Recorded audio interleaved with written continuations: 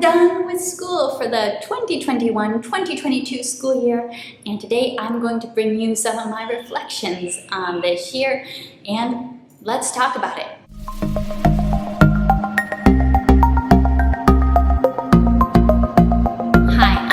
From 7 and All. I am a second-generation homeschooler who is enjoying the beginning of the homeschool journey with my own sons, and I'm also involved on a day-to-day basis with my younger sisters in their ongoing homeschool journey. If you have reflections on your past school year and just something that stood out to you from your homeschool experience this year, I would love to hear it. Leave me some comments down below. I love to chat with you guys in the comments. But in this video, I'm going to start with my reflections, kind of some things that really stood out to me from this year, and I'm going to end it with kind of sharing exactly where we are ending up in our curriculum for this year, because I know, especially to newer homeschoolers, that's something that can really cause a lot of stress is where do you end your curriculum? When do you end your school year? And lastly, I'm going to ask you a question that affects what I'll be doing on this channel next year, so I definitely want to have your input on the answer to that question, so stick around, answer me in the comments. Okay, let's begin. Reflections. My major reflection from this year is I cannot believe how fast it goes.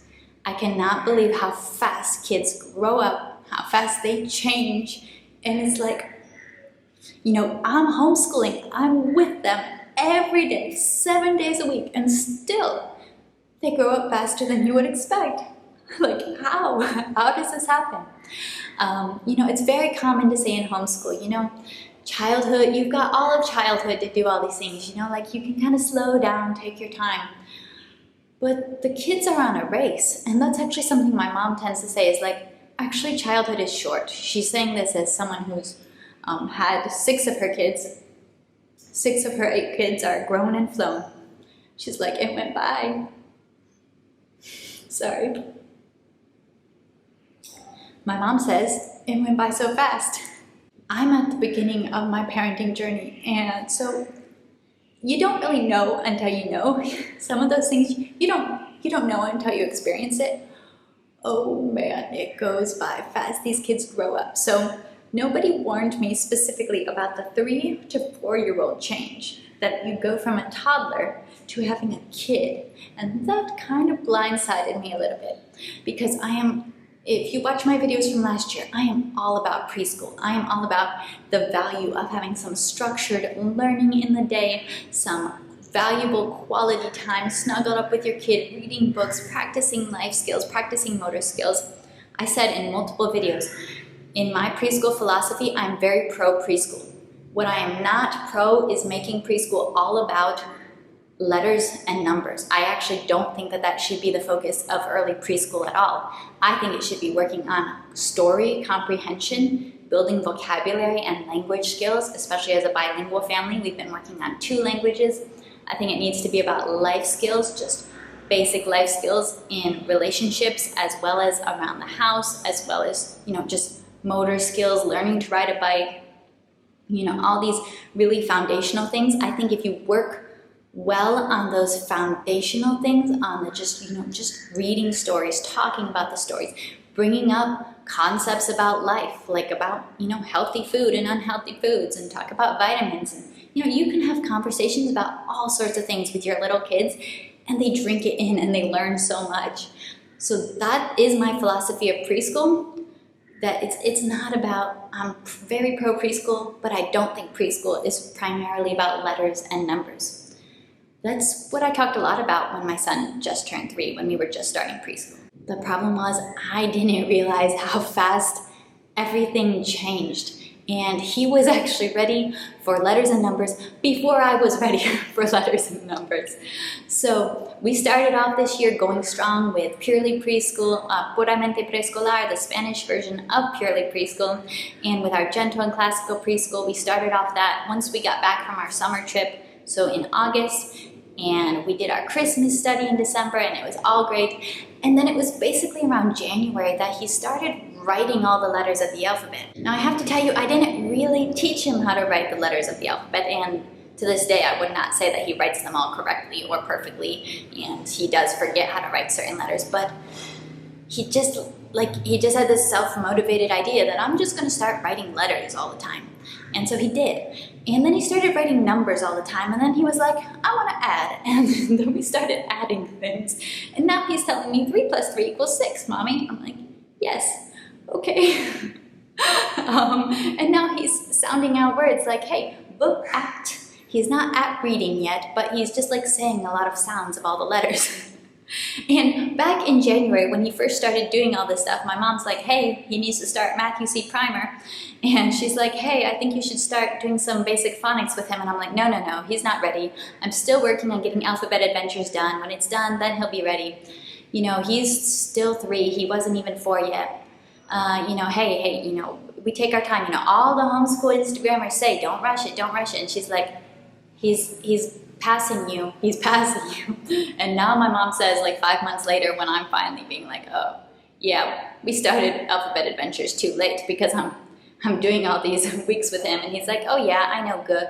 Oh yeah, I know this. Oh yeah, I know. Like, he knows all his letter sounds and he can write all his letters, but I'm so glad we're doing Alphabet Adventures because we're doing it in Spanish, and so it does have Spanish vocabulary and it's improving his Spanish vocabulary. But in reality, it was a little bit too late for him that we got started. He could have used it to learn the alphabet, but instead I guess he just learned the alphabet. He was ready and he learned it. So nobody warned me that sometimes kids just have leaps, and I know that it doesn't always go like, learning does not necessarily go on a, you know, very consistent incline. There are times when kids just have a very sensitive period and they have a really motivated period, and so they, you know, they go high and they plateau, and I think that very well could happen here.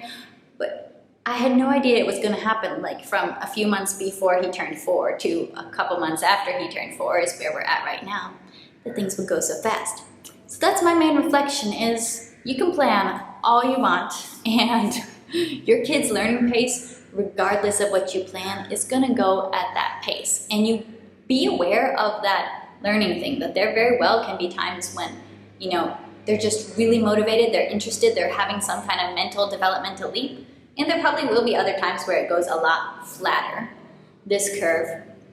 Be aware of that it's not just like this slowly linear curve all the time. That's something that I didn't know, but I've seen it more in real life.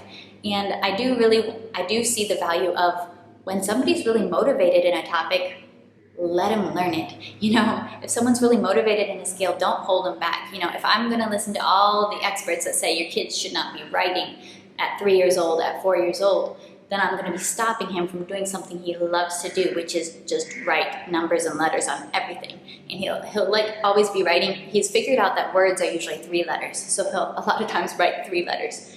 You know, the words that we are teaching him with or letting him sound out.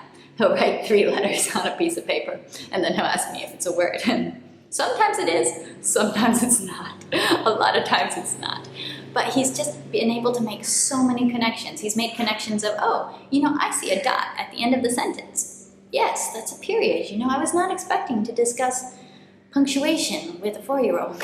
So that's, I would say, my main key takeaway from this past year is we think we have all this time and I can just still do all this, you know, little kid stuff and baby learning stuff, and he still likes the little kid stuff for sure. But then he's like, hey mom, I need to do more addition problems. I need more pages of addition problems. And then I have to find more pages of addition problems for him to do. And then he's telling me 4 + 4 = 8. And he's like, I'm like, what? I'm not complaining about this at all. I'm just saying that even when you know a lot, you don't know what's going to happen with your own kids. My 2-year-old is also growing up right before my eyes. My 15-year-old sister, I'm starting to get really shocked with the fact that she's almost done. She's almost done with school. She's going to be starting 11th grade, and then it's 12th grade, and then it's over.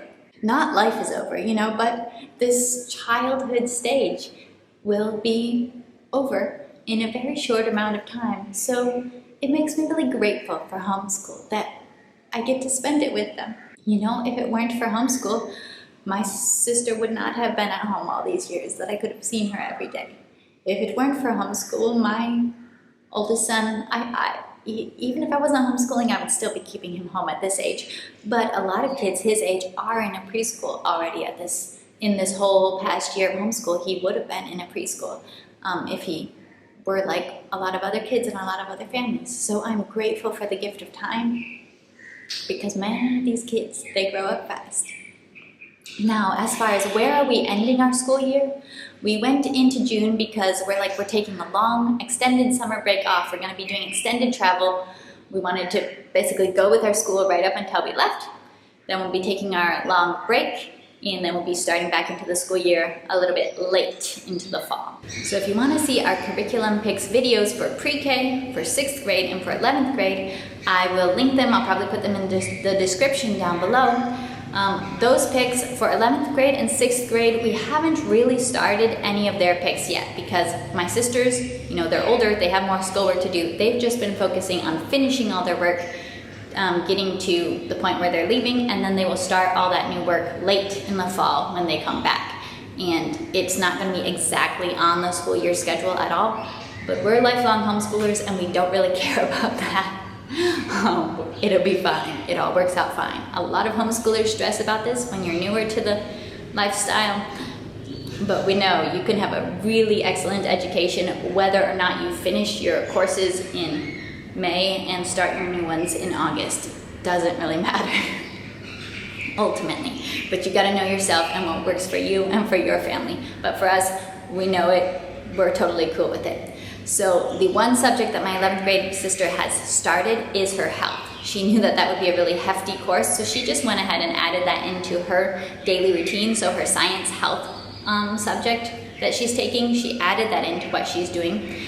She is going to be finishing up pretty much everything. She's already finished with a few subjects, and she's going to be finishing up most of what she was working on, including her sunlight core. I'm filming this slightly before we're leaving. She's going to be done with that by the time that she leaves. The two subjects that she's not going to be done with are trigonometry and chemistry. Those ones are not going to be finished at all. Both of those were started late in the school year because she did geometry for the first part of her 10th grade year. Then she started trigonometry, and chemistry she started late as well.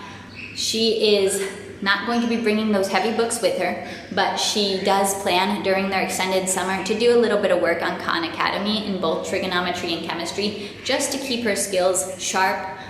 She'll work on that. She's a very conscientious, very studious, very ambitious little young lady. I love her so much. So she's gonna be working on those subjects on Khan Academy just to stay sharp, and then she'll be jumping right back into trigonometry and chemistry when she goes back into school. And when she finishes chemistry, she will move on to advanced chemistry. She's somewhere maybe about between half and 3/4 done with her chemistry course, and I don't know where she is in trigonometry, but she's doing calculus after that, and that's probably about all the math that you need in life.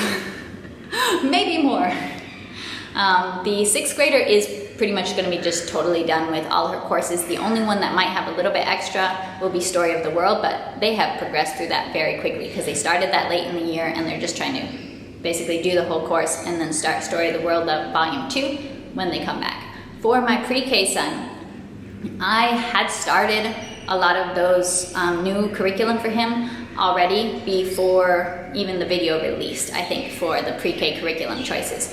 So the point where we are stopping is about 10 to 12, maybe 13 weeks into most of those courses. So into Aventuras del Abecedario, into Gentle and Classical Primer, Gentle and Classical Nature, and Matthew C, the math courses, they're all going to be somewhere around there. So about a third into that program already, and then when we come back in the fall, we will just come back in and do the second part of those programs, continue with those. But that is why I knew we were starting back in March those curriculums, and so that's why I planned that we were going to do Gentle and Classical Primer, and then afterwards we'll do Sunlight Pre-K when we come back, because we're going to be finishing it somewhere in the middle of the school year, and we're still going to want more great books to read before we start kindergarten level. That's where we are finishing. Now I have a question for you. For our next year's homeschool content, I've been thinking about doing monthly homeschool recap videos. And I would have to think about exactly how I want to structure these, what content I would want to include, maybe a favorite book, favorite resource, and some updates on what were some challenges or what we covered. I'm not sure exactly yet what they would look like. I've never done this before, monthly homeschool recaps. I'm wondering if you guys would be interested. If monthly feels like it's too often for a recap, let me know, because I do want to make the kind of videos that people want to watch. So let me know in the comments if you like to see monthly recap videos from homeschool YouTubers like me or me. Or if you think that's too often, let me know even any other suggestions that you have for homeschool content over the next year of homeschool as well. All right, I will be seeing you. Make sure you click subscribe and stick around in the comments so we can chat. Bye.